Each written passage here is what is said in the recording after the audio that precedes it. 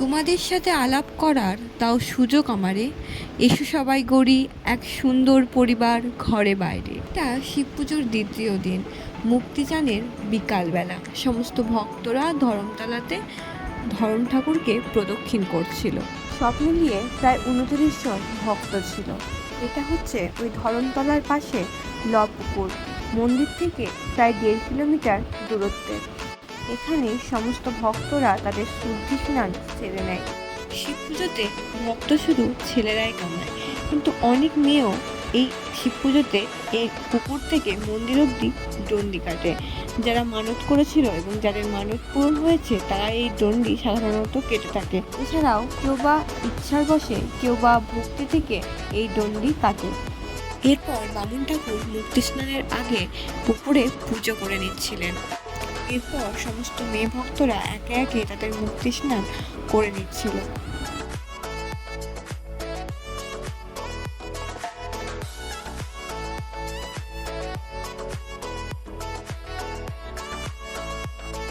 মেয়েরা যেহেতু সবাই দণ্ডি কাটবে, তাই তাদেরকে আগে ছেড়ে দিয়েছিল, কারণ দণ্ডি কাটতে এই 1.5 কিলোমিটার পথে অনেকটা সময় লাগবে।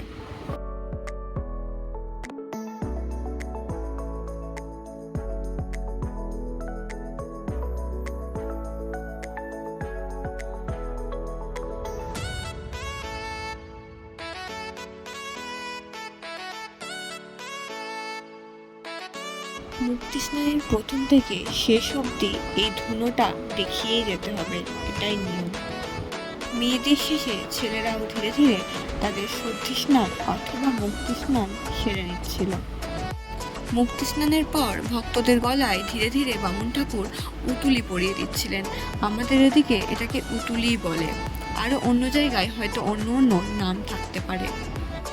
এই উতুলিটা ঠিক কেন পড়ায় তা আমার জানা নেই, তবে লোকমুখে শোনা এই কদিন ভক্তরা পুজো আচ্ছার মধ্য দিয়ে যায়, তাই এই উতুলিটা তাদেরকে পড়ানো হয়। আপনারা কেউ জেনে থাকলে অবশ্যই কমেন্টে জানাবেন। যারা দণ্ডি কাটছিলেন তারা কিছুটা পথই মাত্র এসে পৌঁছেছিলেন, এখন অনেকটা পথ তাদেরকে এইভাবে দণ্ডি কেটে কেটে যেতে হবে। এই দণ্ডি কাটতে তাদেরকে কিন্তু কেউ জোর করেনি, তারা সবাই নিজের ইচ্ছা এবং ভক্তি থেকেই দণ্ডিটা কাটছে। এই বিষয়ে অনেকের অনেক মতই থাকতে পারে, কিন্তু কি আর করা যাবে, নানা মানুষের নানা মত। তারা এভাবেই ভোলানাথের ভক্ত হয়ে তাদের ভক্তিকে প্রকাশ করে। একটু ভালো করে লক্ষ্য করলে বুঝতে পারবেন, ওই দূরে ছেলে ভক্তরাও তাদের মুক্তি স্নান সেরে মন্দিরের উদ্দেশ্যে রওনা দিয়ে দিয়েছিল, আর আমরা চলে এসেছিলাম মাঠের এই পাশে রাস্তা।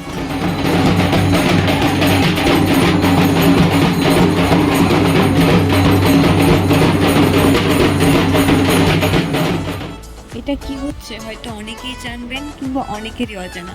এটাকে ভর ওঠা বলে। এই বিষয়ে অনেকের অনেক মত থাকতে পারে যে এটা হচ্ছে ভুয়ো, এটাতে কিছু হয় না, কিন্তু গ্রামের মানুষের কাছে এটা হচ্ছে ভগবানের এক স্বরূপ দর্শন।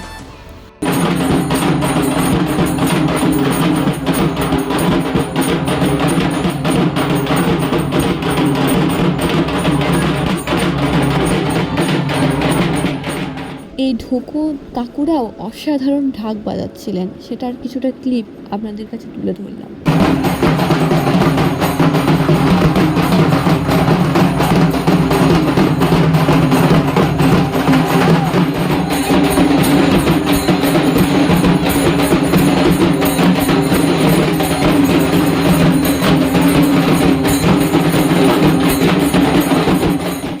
ঢাক বাজিয়ে পুকুর থেকে মন্দির অবধি ভক্তরা আসে তা নয়, হরিনামের দলও তাদের সঙ্গে সঙ্গ দেয়।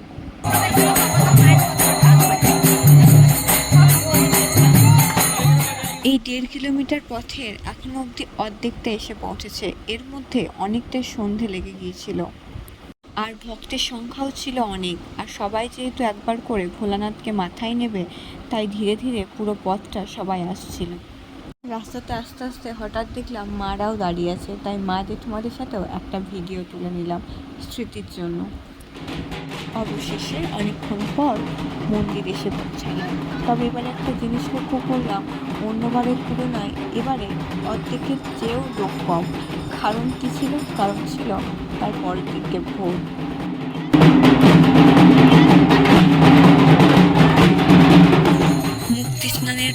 সেরে সবাই মেতে উঠেছিলাম হরিনাম সংকীর্তন।